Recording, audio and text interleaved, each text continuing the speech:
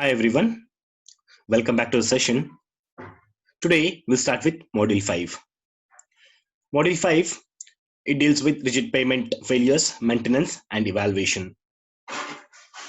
So in this module, we are going to discuss about types of failures, causes, remedials or maintenance measures in rigid payments, functional evaluation by visual inspection methods, and unevenness measurements.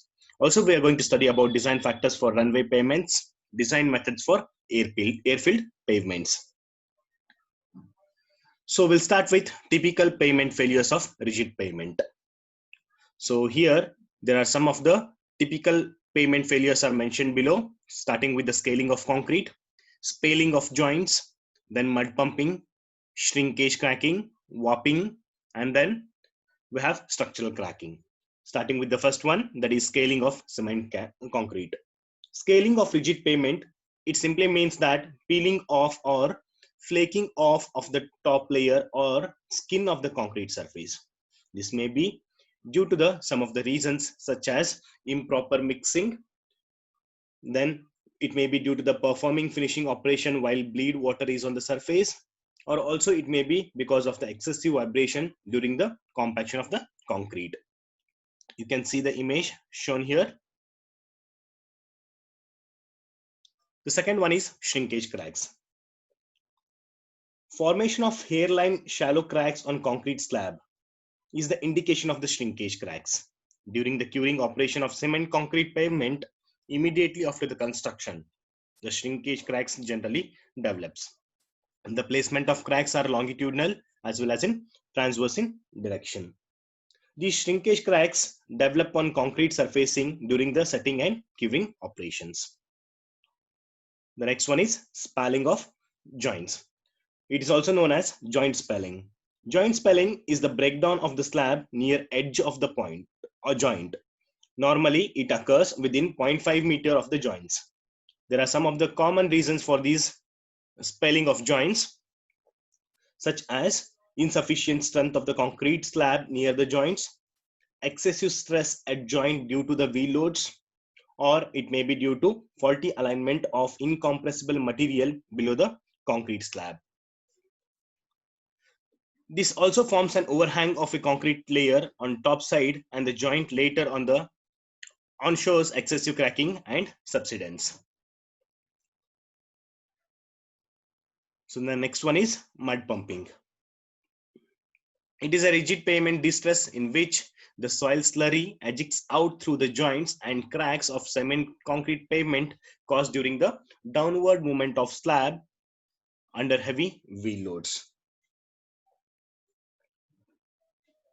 The common reasons for these defects are infiltration of water through the joints, cracks or edge of the pavement forms soil slurry. Movement of heavy vehicles on the pavement forces this soil slurry to come out, causing the mud pumping. The other common reason may be poor joint sealer allowing infiltration of water. And also it may be because of repeated wheel loading causes erosion of underlying material. Pumping can also lead to formation of cracks. This is because ejection of subgrade material below the slab causes loss of subgrade support. When traffic movement occurs at these locations, it fails to resist the wheel load due to reduction of subgrade support and develops the crack.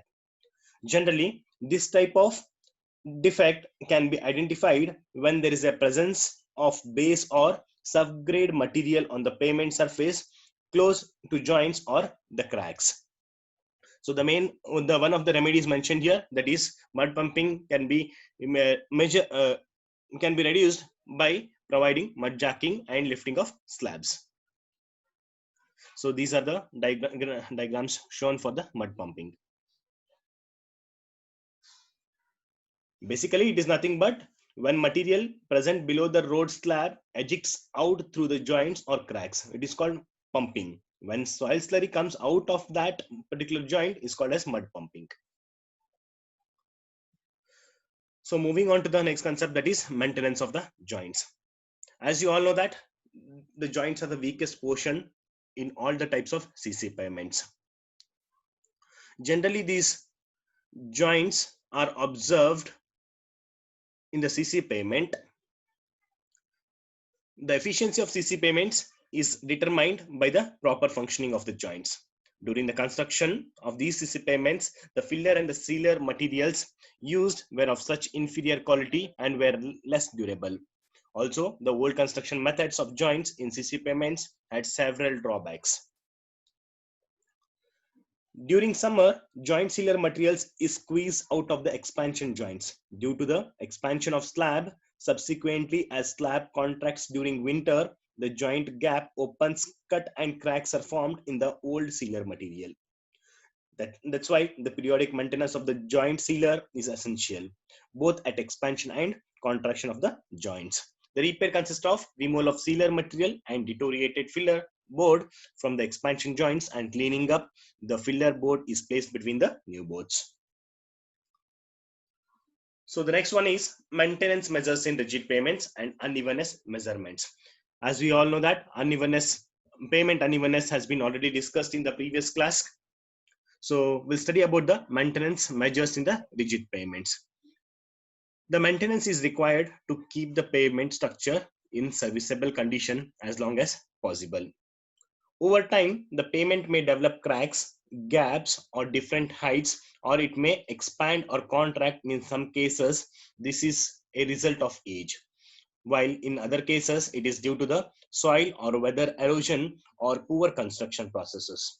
However, it develops uneven pavement may present a hazard to, to visitors, pedestrians, passers-by, and other peoples. The wide pavement cracks in rigid payments, which allow the ingress of the rainwater, are maintained by first cleaning the cracks and also by applying a coat of kerosene oil, filling them with suitable grade of binder, and then spreading sand over them. The binder may be of any grade, starting with the 30 bar 40, 60 bar 70, or 80 bar 100, depending upon the requirements. Then the sunk slabs are effectively prepared by using epoxy resin material, that is spreading sand over them.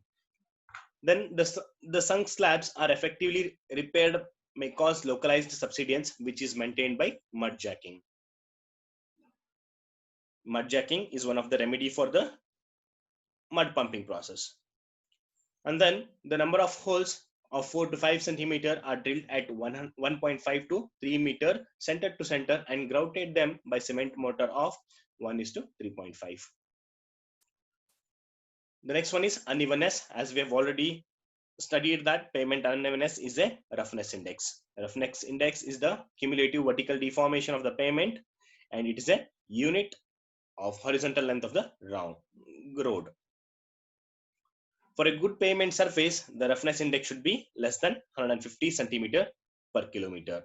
For a speed of 100 kmph, roughness index of 250 centimeter per kilometer is satisfactory, which is measured by an equipment called as an unevenness indicator, or generally we call it as a bump indicator, which has been discussed in the last class. Pavement unevenness causes increase in travel time, discomfort, and fatigue to the passengers and the drivers. So this is all about the maintenance measures and a small introduction to the pavement unevenness again. Thank you.